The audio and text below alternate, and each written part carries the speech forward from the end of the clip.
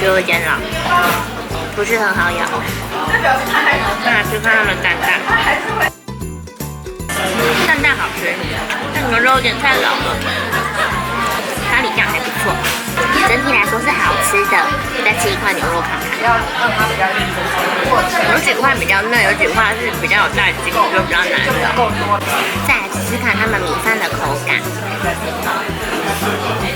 米饭粒粒分明，是偏硬的口感，我喜欢，好吃。再来呢，要看看他们的抹茶，叫主要来喝抹茶的。我有跟他们说要去糖。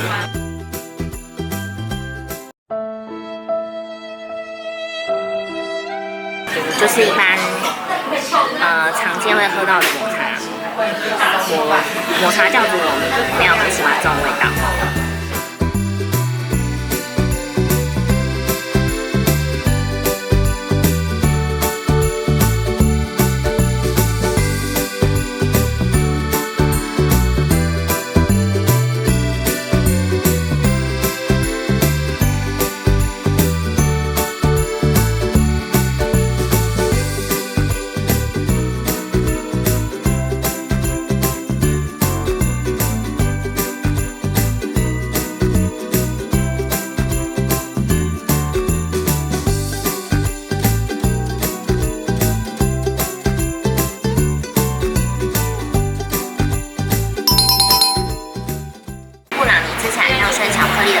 切的时候感觉蛮硬的，很扎实。